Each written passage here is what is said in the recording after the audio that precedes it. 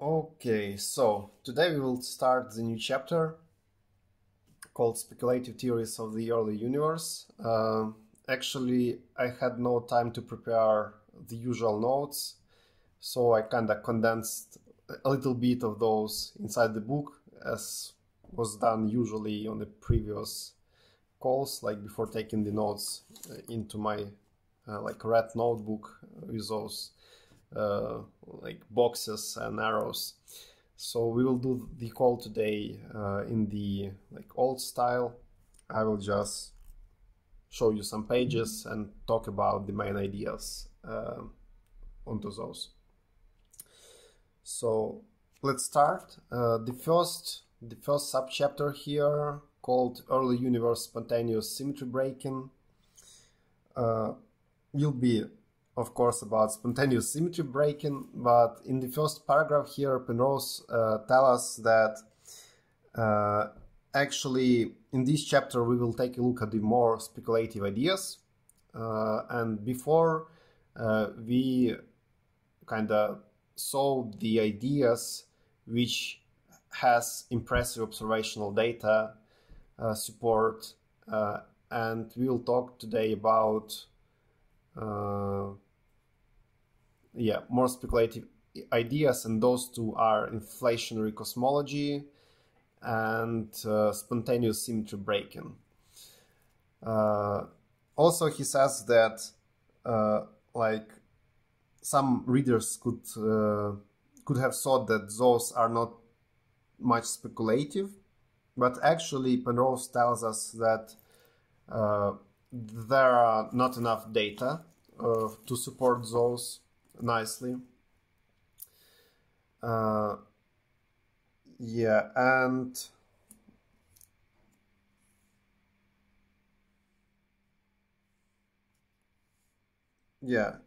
in the next paragraph he talks that we can recall that we have seen in chapter 26, actually .11, stuff about connection of QFT and spontaneous symmetry breaking.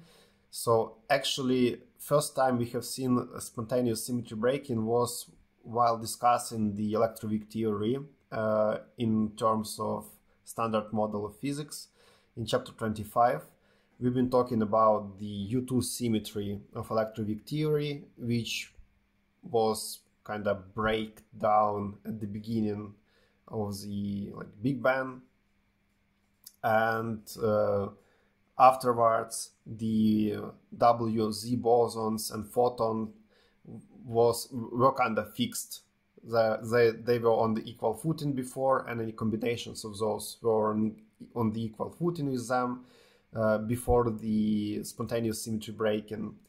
And in chapter 26 we discussed QFT a bit, and we talked that actually to produce renormalizable QFTs we need to take the advantage of the greater hidden symmetry, and actually the lack of the full symmetry was attributed to the system's choice of the vacuum state. So we were kind of pushing the unsymmetry to the vacuum, and our Lagrangian was kind of symmetric, and the vacuum state on which the system acted was kind of breaking the symmetry, and in that way we were kind of preserving the symmetry for electroweak Lagrangian. Let me take a look at my notebook here. So yeah, here you can see like the vacuum choice, and that Lagrangian has full-blown symmetry U2, and vacuum state do not. It has only U1, and renormalization theory was saved by that trick, and that was kind of a great tool for the generalized, sorry, forgot the right abbreviation, like Gute's general universe theory or something. Sorry. Let me take a look. One moment. Guts. What are guts?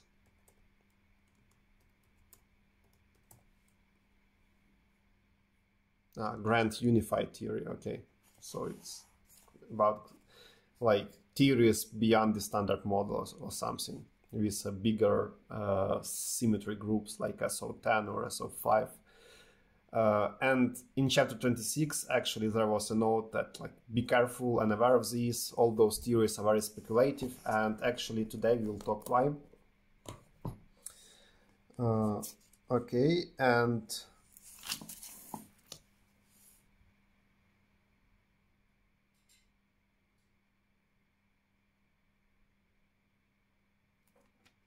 yeah, and he also tells us that actually that different possible like vacuous that idea is also essential to the inflation. Yeah, and those notions of spontaneous symmetry breaking in false vacua are commonly invoked by theoreticians in search of ever more unified schemes. So basically like used in those GOTs. Yeah, and he says in the next paragraph that actually he certainly not casting the doubt on the idea itself. And his trouble with it is that its distinctive appeal may entice physicists sometimes to employ it too broadly and sometimes in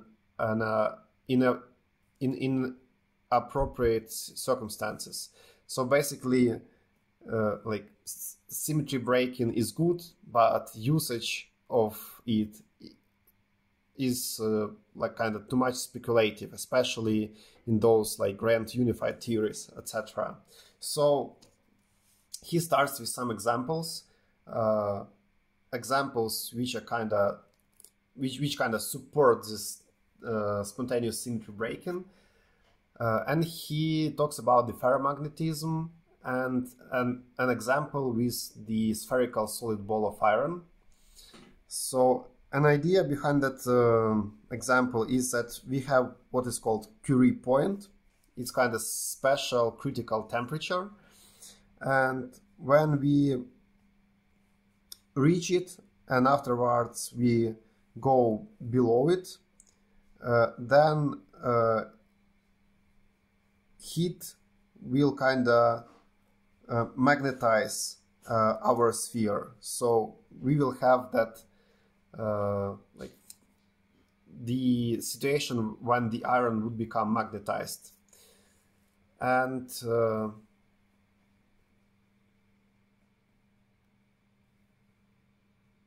yeah, so he says that, like, imagine that our iron ball is initially heated to above 770 degrees. And initially it is an unmagnetized spherical ball. And afterwards, environment is then gradually cooled to below the critical temperature. And what happens? He says that the natural tendency is for the ball to find a minimum energy state, and the energy in the internal vibration of its atoms being conveyed out into the cooler environment. So we kind of dissipate in temperature energy to environment.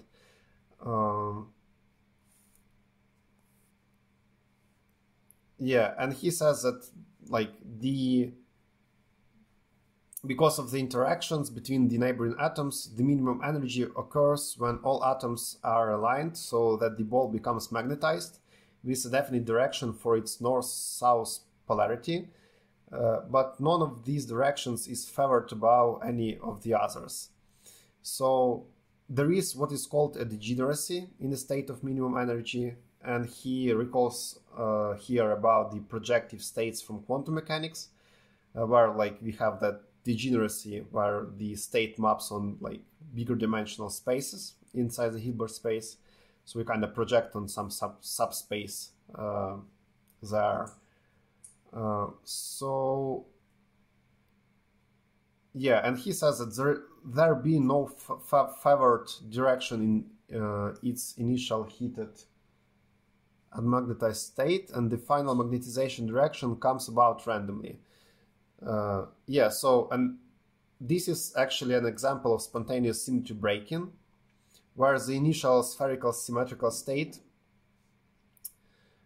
settles down into a state with a smaller symmetry. So in this case, we had SO3 symmetrical state for original non-magnetized ball, and it evolves to SO2 symmetry, where we already have an axis for like magnetic field, and therefore we come to like less degrees of symmetry there. And to better understand the situation, Penrose shows us a Mexican hat picture here. So actually he says that top here of that picture is kind of corresponds to the unmagnetized Curie state. So it's kind of hot unmagnetized ball here, and it is kind of in how does it called, like non-stable static state or something. So basically that situation is really unstable, because if you kind of pull a ball a little bit, it will fall down quickly and randomly to the bottom of that potential shape. So it will go to the minimum here and will settle down somewhere at the bottom. And actually Penrose talks, says that actually we have suppressed that like one special dimension here. So actually that picture should be kind of three-dimensional instead of two-dimensional. So we will be able to realize SO3 symmetry at the top and circle SO2 symmetry at the bottom. But in this case, we kind of have a simplified picture with SO2 circle-like symmetry at the top and like SO1 symmetry, like a point-like symmetry at the bottom. Yeah, so basically we have similar but higher dimensional situation in the all other cases of spontaneous symmetry breaking, where we kind of degenerate to the smaller symmetry groups, like for example from U2 to U1 or SO3 to SO2, kind of like that. Okay, and let's take a look. I have underlined something here. He says that each point in the rim that the marble might settle in represents a different direction of magnetization that the ball might finally acquire. And this marble location represents the final physical state, but because of the rotational degeneracy, there is no favored place for the marble to come to rest. So all of these equilibria in the rim are on equal footing, and the marble's choice is taken to be a random one. And when the choice is made, the symmetry has been broken in some randomly chosen direction. So that's kind of how that happens. Okay. So, and on the next page, he actually goes a bit to the condensed matter physics, right? And talks about phase transitions. So he says that a phenomenon of this nature, where a reduction in the ambient temperature induces an abrupt gross overall change in the nature of the stable equilibrium state, is called a phase transition. So when the water evaporates or water turns to ice, it's kind of the same stuff going on, where we pass from like one phase state to another. And it's kind of the same, like by analogy, we have a similar situation with the unmagnetized state of the ball when the temperature is above the Curie point, and afterwards we uniformly make environment colder and colder, and we obtain the magnetized one. Actually, in the footnotes, Penrose tell us that like on a practical level, it's kind of really hard to do, to magnetize the ball uniformly. You need to cool down the environment really like bit by bit, but we can kind of skip that fact, and just in theory it's possible. So we just will use that example, and that's kind of it. Okay, so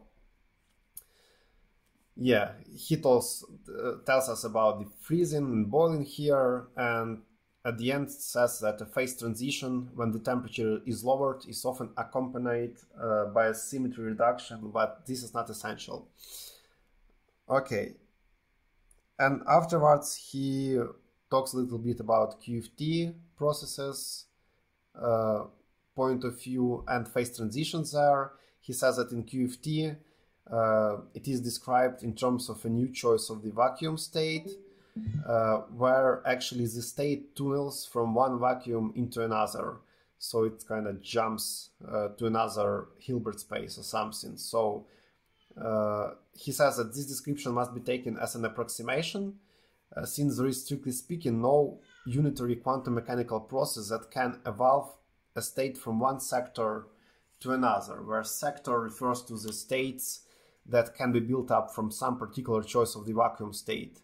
So basically, by moving from one vacuum state to another, we move to just like another representation, and those representations are called sectors there, and they are different Hilbert spaces, and we kind of jump from one Hilbert space to another, and there is no good method to describe it as far as I understood. So it's kind of just an approximation. And he says that that approximation involves taking the system as being infinite, when in practice it is finite, and in practical situations it is actually. Okay. For example, he talks about the superconductivity when electrical resistance reduces to zero, when the temperature is low enough.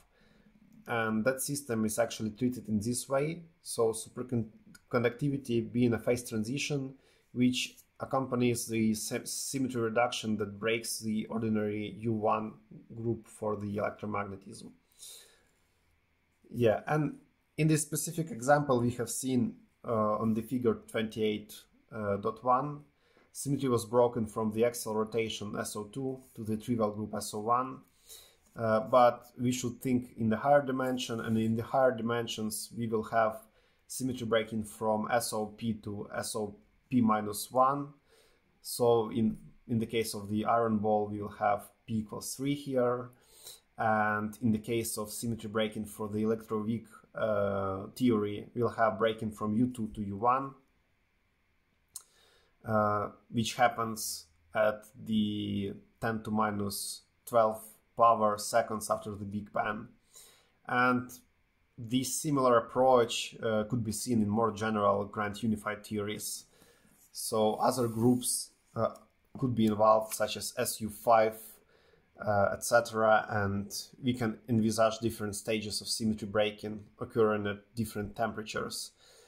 And actually like really big temperatures there, right? So he says that SU5 might break down to something that appropriately contains both SU3 and also U2 group to describe kind of the whole of the standard model, but like that's the whole other story. So just to conclude, the first subchapter just talks about spontaneous symmetry breaking, that iron ball example, Mexican head potential, and that we should hold that picture in mind when we are thinking about spontaneous symmetry breaking, and also about phase transitions, and that that magnetization and symmetry breaking is kind of similar to what's happening during the phase transitions. Any questions about that subchapter?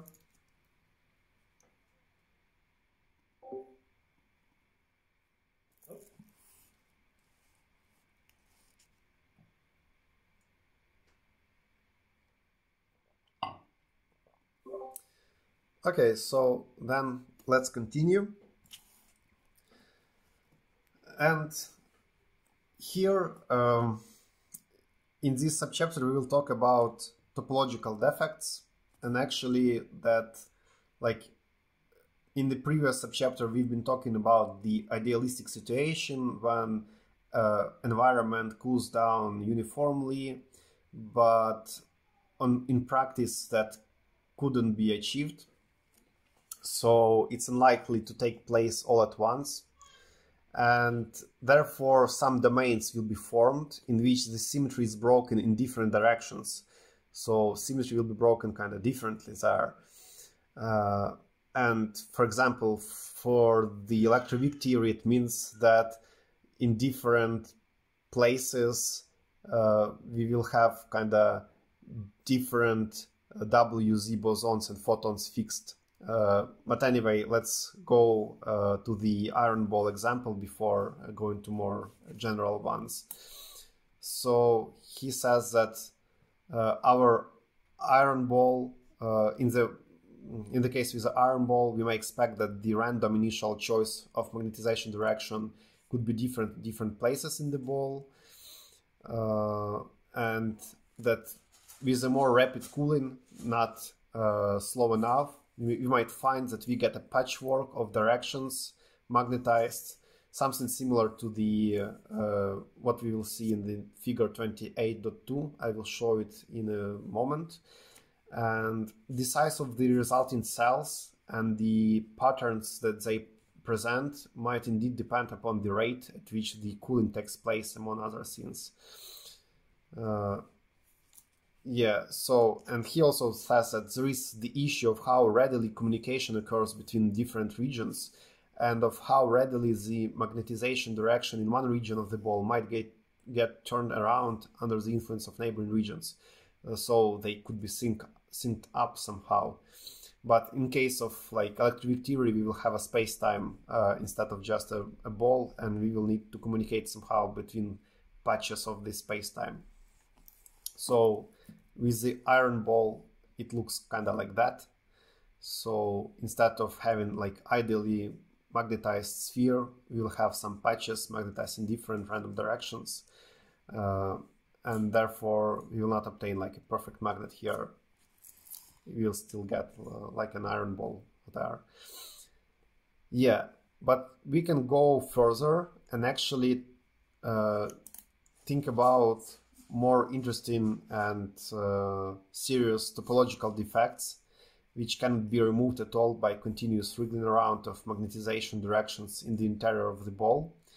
So, and among those serious topological defects is what is called Dirac magnetic monopole. So it's kind of isolated north or south magnetic pole, a kind of magnetic charge, isolated. Like such a monopole cannot be produced in ordinary space with any collection of magnets and currents. And actually it could be proved by appealing to the Maxwell laws. However, an effective such monopole can be achieved if we will allow what he calls here a Dirac wire. It's kind of a wire upon which the magnetic charge will be piped away. And he says that if magnetic charges are allowed for the Maxwell theory, then the wire appears only in the potential and can be eliminated altogether by the adoption of the appropriate bundle point of view. A similar kind of monopole will also exist in suitable non-abelian gauge theories. So I certainly do not understand that paragraph. It's kind of complex, too complex for me. But anyway, like the overall idea on the picture seems pretty intuitive, that if you have kind of the ability to suck out of the ball kind of the one of the poles, you will obtain one pole inside the ball and another pole kind of outside. But of course, it seems like more a theoretical approach here. Yeah, so I have Googled a little bit about Dirac monopole. I was interested, maybe people were able to find one, but no, there are like no evidences. The best approximation to that are some kind of quasi-particles in condensed matter physics, which has similar kind of properties as Dirac monopole. Anyway, theory behind it is kind of firm, as we will see in the next paragraph. So here Penrose says that these complications in the spontaneous symmetry breaking, illustrated using the ball of iron, have also relevance to a more esoteric level of basic physical theories, such as electroweak theory or great unified theories, which depend fundamentally on the idea of spontaneous symmetry breaking. So he says that topological defects may be expected to occur on a grand cosmological scale. Okay, so it seems that he will talk about Dirac a little bit further. Okay, we will talk a little bit further about history in Dirac. I just missed the page actually. Okay, so he talks here about that great unified theories actually depend critically on the SSB, and we can have three types of cosmic defects on a cosmic level, and they will be classified by dimension. So we will have what is called cosmic monopoles in the case of 0 dimensions, cosmic strings in the case of the 1 dimension, and domain walls in the case of 2 dimensions. And the dimension depends upon the topological issues to do with the groups involved there. And the serious point about topological defects is that no amount of the continuous wriggling of the direction of symmetry breaking can remove them. So they are kind of defects in the space-time formed during the Big Bang while the universe was forming. So there could be a bunch of cosmic strings in space. Okay, and yeah, he says that there is no well-defined direction of symmetry breaking, whereas continuous variation of this direction takes place elsewhere. Okay. Yeah, and here he wants to concentrate on what direction actually is. So we need to understand that, because the notion of direction here is kind of abstract. And to understand that, we should think in the vector bundle language. Okay, and he says that those defects are actually serious, and those kind of cannot just be laughed away if symmetry breaking is to be taken seriously as part of basic physical theory. So we need somehow to detect those maybe, or explain those somehow. Yeah, like why there are no such defects found yet. Yeah, and so that was just kind of the note. Here he doesn't explain how to use vector bundles. He just says that we should find some theory described in terms of vector bundles language, and that kind of can help us mathematically to understand what direction means for that Mexican hat, I think, in each different case. Okay, and he says that indeed cosmic strings on enormous, even longer than galactic scales have been taken seriously as the essential agency responsible for inducing those inhomogeneities in the background gas that lead to galaxy formation. So they are used, or actually were used seriously in terms of galaxy formation theory. But I read on Wikipedia that actually they were responsible only for like 10% or so of the CMB formation. So probably there should be more sources of those, like I mean like matter and galaxy formation in the universe. But anyway, yeah, they are kind of are taken into account nowadays. So probably that stuff should exist. Yeah, and Penrose also talks a little bit about gravitational theory here of those strings, and that said that actually They're kind of scissors and paste procedure applied to Minkowski spacetime. So in spatial terms, we picture a sector removed from 3 space, bounded by a pair of half planes with really small angle alpha between those, and we just glue them. So it looks kind of like that. You kind of cut a little bit here, glue that, and you obtain like a break-in actually symmetry around that cosmic string. So you won't have 360 degrees here. Probably it just will be like more curved space here, but it's kind of hard to explain how that acts here. So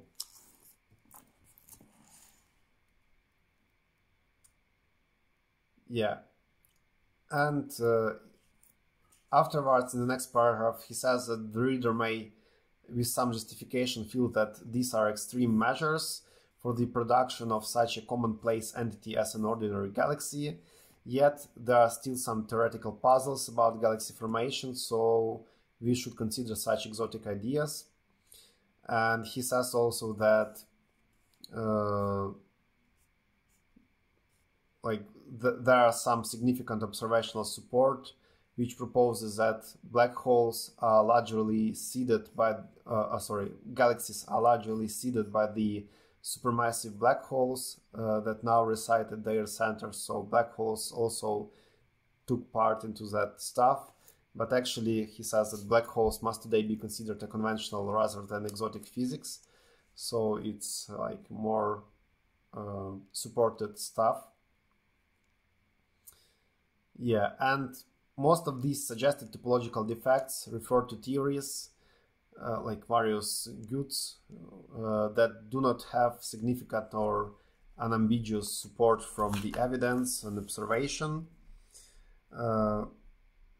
Yeah, but like electroweak theory, on the other hand, is very well supported observationally, so we must pay attention to what this theory implies with regard to processes in the early universe. So cosmic monopoles resulting from a symmetry breaking of electroweak theory are a topological possibility, but they are actually not a necessity. They could arise in the spontaneous breaking from U2 to U1, but only if what are called gauge monopoles were already present in the unbroken U2 symmetric phase, so before 10 to minus 12 seconds, while like the universe were born in. Yeah. Okay, so such monopoles could arise from an earlier breaking from a larger grand unified symmetry, but these ideas are by no means a necessary part of electroweak theory. So we kind of do not need those to be a part of electroweak theory. So we need to prove that those existed or exist. Yeah, so those gauge monopoles are analogs within Jan Mills' theory of the magnetic monopoles that Dirac proposed in 1931 in the context of the abelian gauge theory of the electromagnetism. So basically, like, Dirac monopole is the gauge monopole inside electromagnetic gauge theory with U1 symmetry. And by the ingenious argument, Dirac showed that if even a single magnetic monopole exists, then all electric charges would have to have values that are integer multiples of some particular value, and this value being reciprocally related to the magnetic strength of the monopole. And in fact, present observations strongly suggest that electric charges are all integral multiples of a particular value. For example, anti-d quark charge, which is 1/3 of that of the proton. So some would take this as the circumstantial evidence for the actual existence of magnetic monopoles, but of course we do not have the implication to the other side. We couldn't be sure that such monopoles exist, and even if those exist, they should be really and actually exceptionally uncommon in the nature, because otherwise they would have the effect of short-circuiting cosmic magnetic fields, whereas such fields are absorbed to exist through large reaches of the universe. And similarly, Yang-Mills monopoles would cause severe observational conflicts in such monopoles if such monopoles were significantly present in the universe today. So this issue has had important implications for the development of the subject of cosmology, as we soon will see.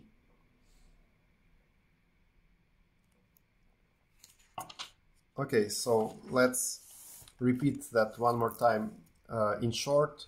So in this second subchapter, we've been talking about the the more real situation of symmetry breaking happening in patches into different domains, like here with the same example of the iron ball, and the same stuff could happen to the space-time. We talked about the topological defects, and that in the case of the electromagnetism, it could be a Dirac monopole, kind of magnetic charge forming out. And on the other hand, on the cosmic level, we could have three kinds of the topological defects called cosmic monopoles, cosmic strings, and domain walls. Yeah, and those could be used in the theories of galaxy formations, cosmology as the whole, actually. But actually, like, the most theories with those defects actually do not have the enough support yet. So they are mostly grand unified theories. And electroweak theory actually kind of do not need spontaneous symmetry breaking to be happening. So it's a big question if spontaneous symmetry breaking actually happened, and therefore, that's the reason why Penrose thinks that it's still speculative idea, especially in the context of the grand unified theories, and also I think in the context of the electroweak theory symmetry breaking here. Yeah, so, but we should be aware that in the case of the spontaneous symmetry breaking, those defects could be formed, and among them are what is called gauge monopoles, which are generalization of Dirac monopole to the non-abelian gauge theories. Yeah, and there was an interesting fact about the charges, that electric charges should be quantized if the Dirac monopole exists, at least one in the nature.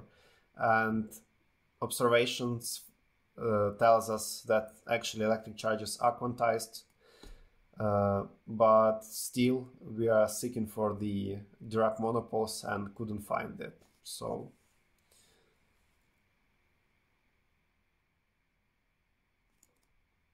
any questions about that subchapter?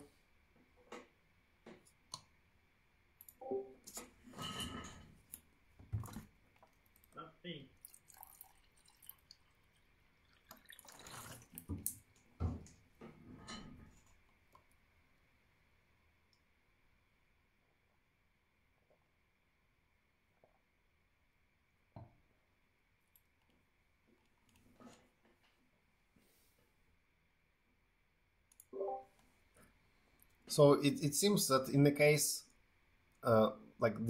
if spontaneous symmetry breaking happened, it's kind of a miracle that we can see those defects. So if that happened, we probably, with a big probability, we should find some. I mean, something like a cosmic string.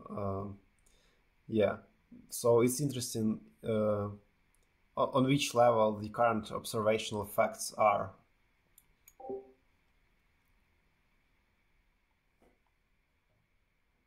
Yeah, it's a pretty interesting line of reasoning. I've never heard about any of this before.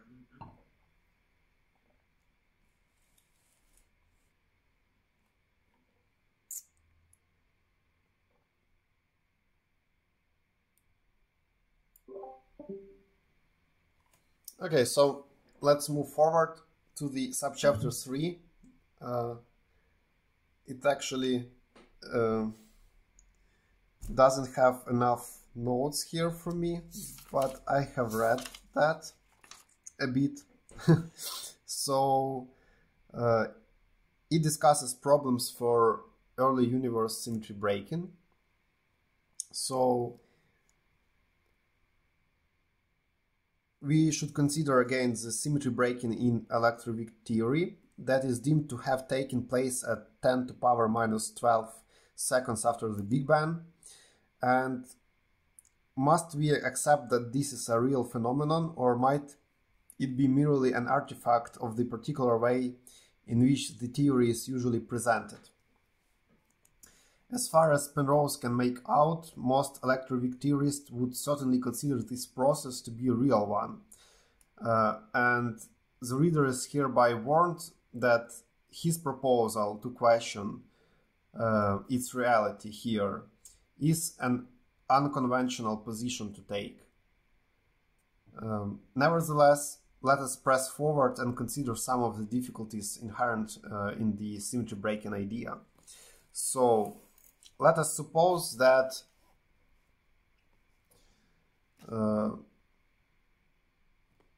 that symmetry breaking happened.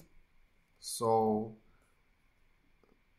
earlier than 10 to minus 12 seconds after a Big Bang, we had U2 symmetry held, in which leptons and quarks were all massless and Zik electrons and neutrinos were on equal footing, and WZ bosons and photon could be appropriately rotated into combinations of each other according to U2 symmetry. Then at the time of spontaneous symmetry breaking, throughout the universe, the temperature dropped to just below the critical value. And at this moment, a particular choice of W minus and plus and Z boson and also photon was made randomly, taken from the entire U2 symmetric manifold of possible sets of gauge bosons. So we do not expect this to happen exactly uniformly through space, as we have seen in the previous subchapter. So we anticipate that, as with the domains of magnetization in the iron ball, we have seen in the 28.2, in some regions one particular choice will be made, and in the other places there will be different choices for the bosons. Yeah, and at this point we should consider what the terms same and different mean in this context.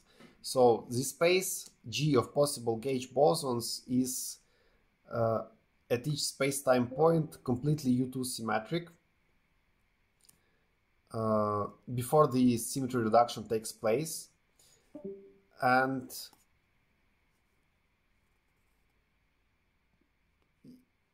there is no particular way favored over any other of making an identification between those G's at one point and at another point of a space-time.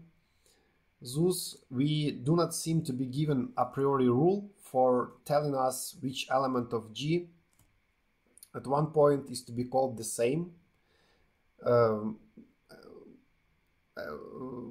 comparing it to another element of G at another point. So this seems to give us the freedom of holding to the standpoint that we simply define the notion of the same to be that provided by a particular choice that spontaneous symmetry breaking provides. So after we have those patches in the space-time with different bosons selected, after they are frozen out, we will just identify those and say that we do not have any kind of inconsistencies there between the different kinds of bosons. Okay, so that was. But in the next paragraph, he tells us that actually that standpoint flies in the face of the whole idea behind gauge theory, according to which not only the G-spaces, not only are the G-spaces the fibers of a fiber bundle with the base space spacetime, but also the particular gauge theory, in this case unbroken electroweak theory, is defined in terms of the connection on this bundle. And the connection defines the locally meaningful identification, parallelism between the G-spaces as we move along any given curve in M.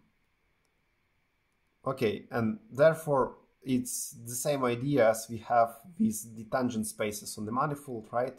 But instead of the tangent space, we have a symmetry group attached to every point, and connection kind of connects different G groups at different spacetime points. So it's used just as a comparator between the different bosons in that case. So in general, this identification is not globally consistent, and as we go around the closed loops, because of the curvature in the connection expressed in the presence of non-trivial gauge field. Okay, so it's the same thing as with curvature, where we have like a holonomial or something, right? And in any case, the randomness involved in the symmetry breaking at different points will have the implications that local parallelism between the G spaces will generally not be consistent with the choices that were made in the spontaneous symmetry breaking. Let me understand that.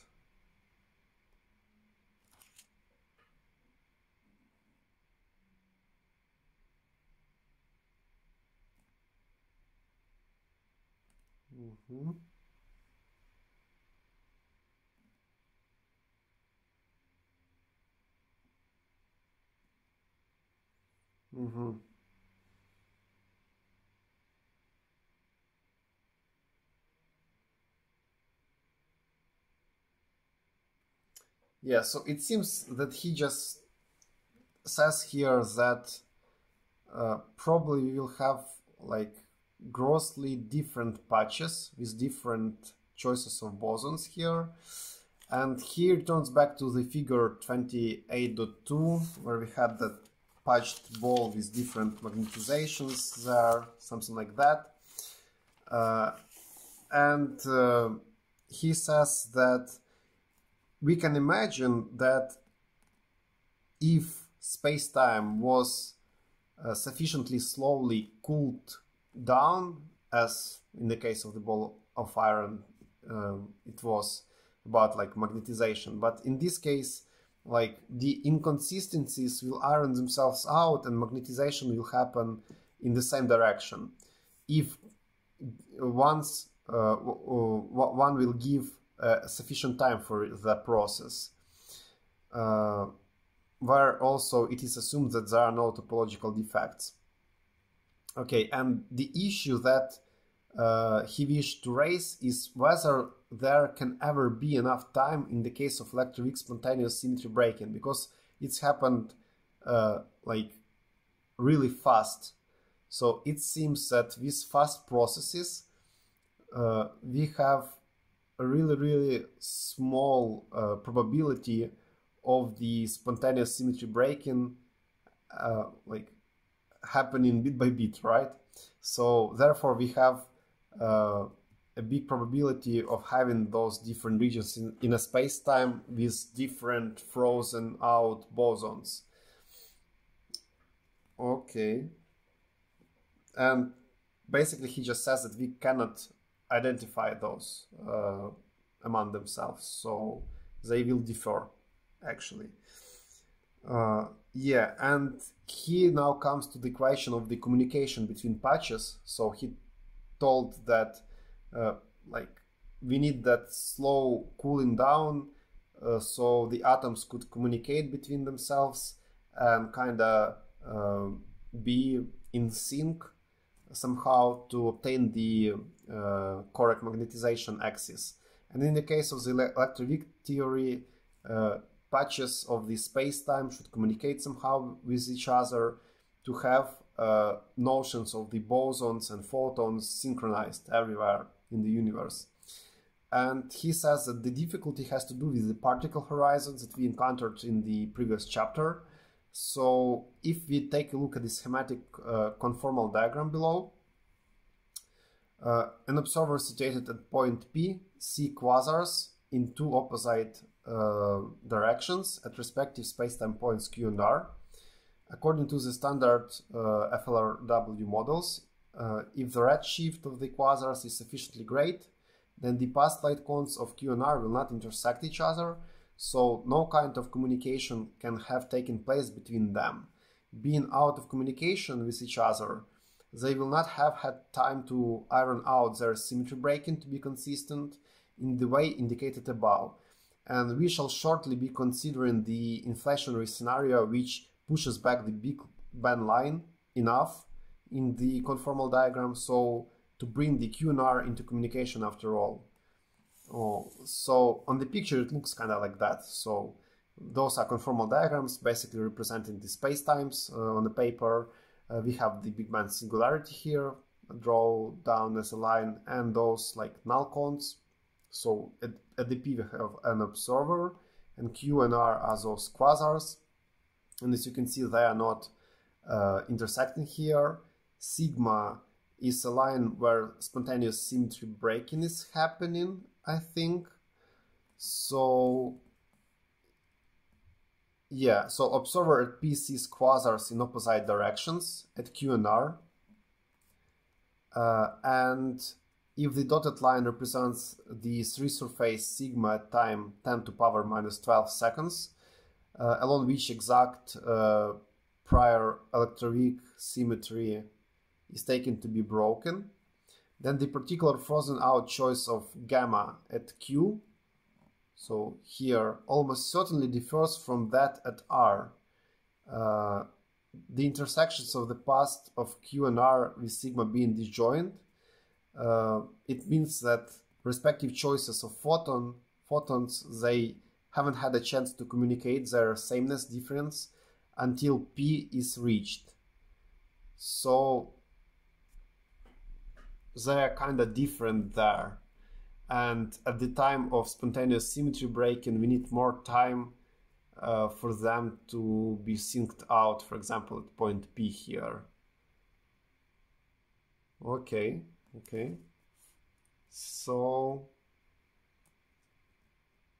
similarly, if sigma now represents decoupling at time 10 to power 13, temperatures at the U and V cannot have equalized by thermalization as their complete paths are disjoint.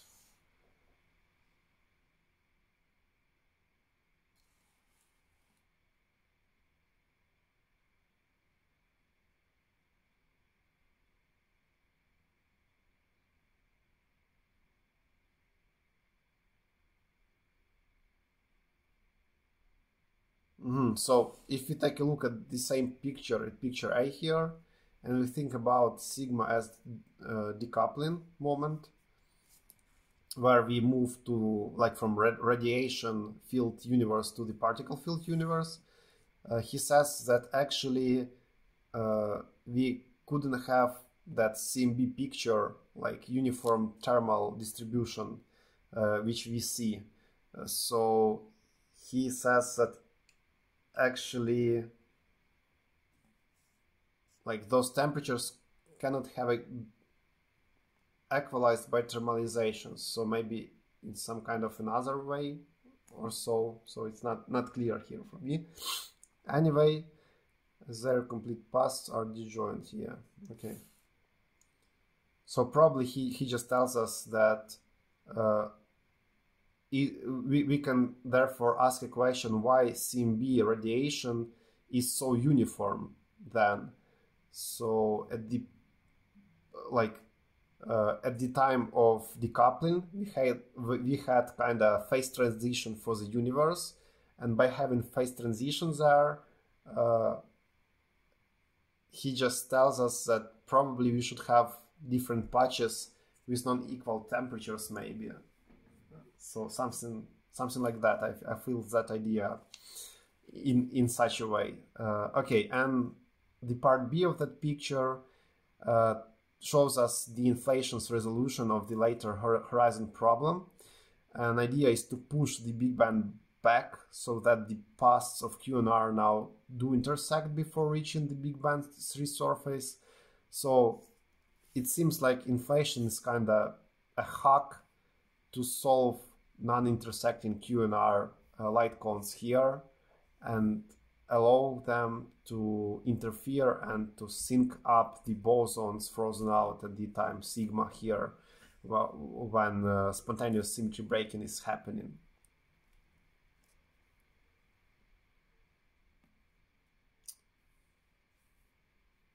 Yeah, so he says that the paths of Q and R now do intersect before reaching the Big Bang's resurface, and the former problem remains unresolved. Okay, however, since the intersections of their paths occur prior to the freezing out.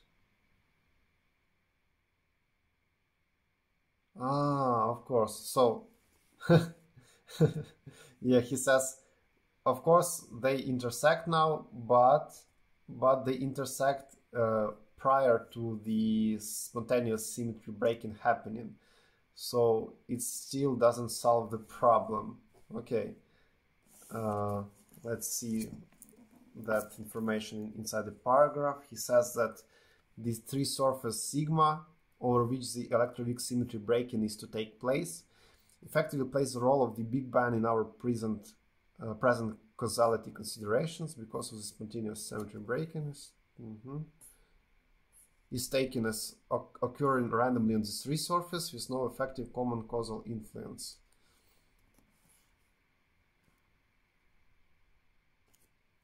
Okay.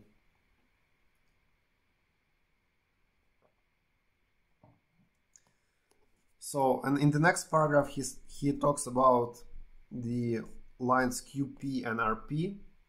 They are null lines, so only the photons can travel from Q to P and from R to P, so from our quasars Q and R to the observer P, and not the W or Z bosons. And the photon being the only massless member of the family of gauge bosons after the spontaneous symmetry breaking. Thus, all along these two null lines, we must have a consistent notion of what a photon is. And the notion of photon at Q is highly likely to be inconsistent with the notion of the photon at R, because each was supposed to have been selected randomly without common causal influence and without time for communication between them. So kind of universe needs some time to communicate, and there is no time in the spontaneous symmetry breaking to synchronize somehow. Okay, and can the different kinds of photon iron themselves out in time to save the observer at P from a baffling WZ gamma confusion upon receiving them? And Penrose do not see how this can be possible without significant departures from the direct light-like connections from Q to P and from R to P. So this could lead to a gross conflict with the fact that distant objects are seen clearly through optical telescopes. And it seems to me that so probably if we have had the non-synced notions of photons, we shouldn't have been able to see clearly such a distant objects using our optical telescopes. But we can, and therefore it seems that somehow universe was able to synchronize them. But how? That's the question. And it seems that we do not have the answer, and it seems that to synchronize we need to violate kind of relativity there and speed of light considerations. Okay, so here in the next paragraph he says that some readers will no doubt grumble that he have seemed to ignore all very impressive observational support for electroweak theory, and surely he do not want to abandon all that just because of some confusion that may have concerned that we may have concerning the phenomena propagated from the deep of the cosmos, so like big cosmological distances, and he in no way suggests that we should abandon the essential beautiful insights of electroweak theory, but he prefers a slightly different attitude to the breaking of its U2 symmetry from that which is usually put forward. So let's see what he proposes. As he sees it, nature's true scheme for particle physics has not yet come to light, and such a scheme should be mathematically consistent and will not have the nasty habit that our present QFTs have of giving us answers of infinities to so many reasonable phrased physical questions. So why this correct theory gives finite answers is not discernible to us today. So, okay, thus we have resorted to the various tricks which happen to have come our way through a combination of historical fortune and exceptional human ingenuity that enable us to produce observational matching finite answers, so renormalization theories, right?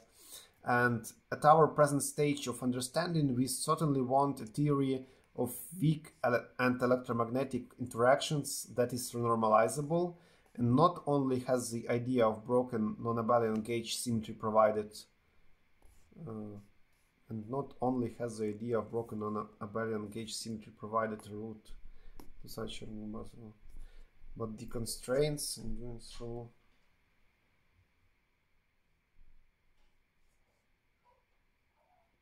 seems like a too big sentence for me. Give me a moment.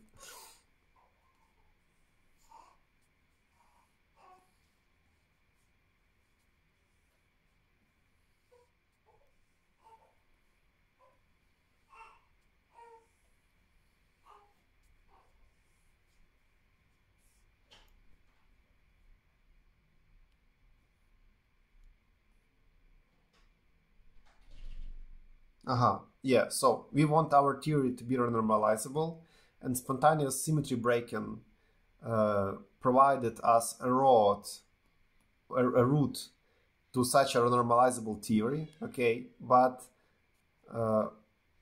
and also the constraints in doing so guided us to a family of deep truths about the way those interactions fit together as part of a broader picture. But Penrose do not see why a spontaneously broken symmetry need to be a nature's true way. So it seems more like a hack to find the answers, and maybe that led us to some answers. But indeed there could be, and there are other routes to obtaining the renormalizable theory. Yeah, and seeing why the demands of renormalizability provide the needed relations between the parameters of electroweak theory. So this raises an important issue to which we will return in chapter 34. Thus, the notion of symmetry, so prevalent in many ideas for probing nature's secrets, really have the fundamental role that it is often assumed to have. So Penrose do not see why this need always be so, and he thinks that it doesn't necessarily should be so, and that basing particle physics on some large symmetry group, like why should we base our particle physics on some large symmetry group, as is done in the grand unified theories philosophy, and he says that it seems not a simple picture, and to him, large geometrical symmetric groups are complicated rather than simple things. So probably we should have maybe even simpler symmetries there, but maybe it even could be the case that there are fundamental asymmetries inherent in nature, and that nature laws are symmetric only to some extent, and those symmetrical theories are only approximations which do not persist right down to the deepest levels.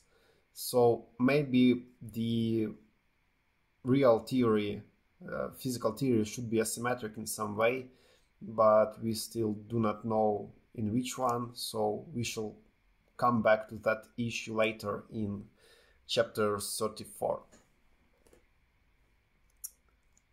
Okay, so a lot of talking done during the during this subchapter, but it was basically about the symmetry breaking happening after 10 to power minus 12 seconds after the Big Bang starts, and that there is a really small chance of that happening uniformly, and therefore we can ask questions: why do we have bosons and photons synchronized everywhere in the universe? Why don't we have patches of universe with different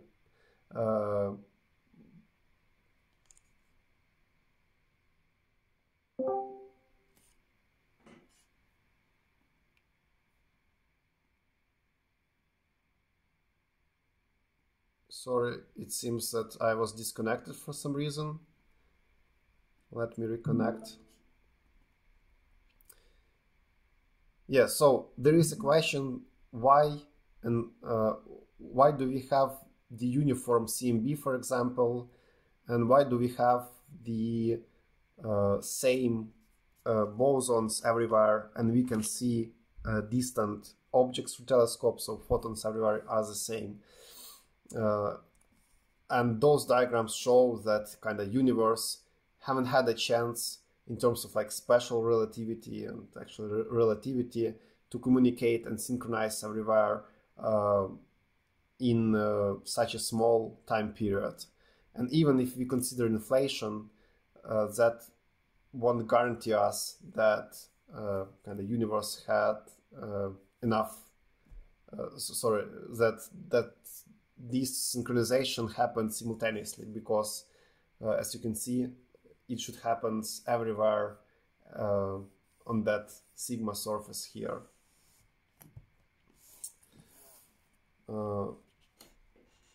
Yeah, so Penrose kind of just tells us that we need to pay attention to the spontaneous symmetry breaking, and we should hone the QFTs renormalizable by using that, and somehow find another approaches to come to those renormalizable theories, or maybe to the theory with a finite answers somehow.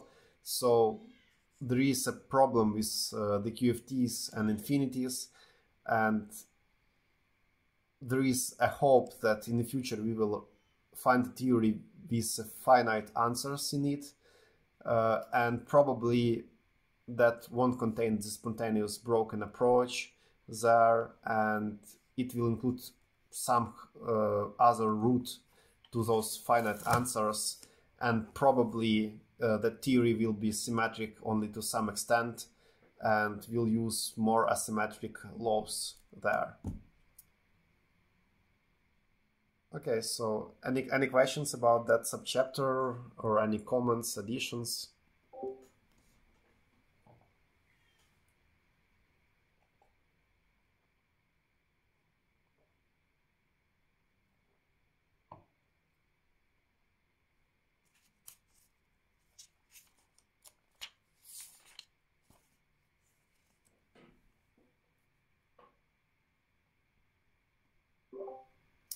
Okay, so that's kind of it for today. We will stop here, And for the next time, I propose to read 10 more pages. We will talk about inflationary cosmology and more about inflation, and we will stop at the anthropic principles. So I think that 2 next subchapters will be enough, and we will talk about them next week. Sounds good. Thank you, Slav.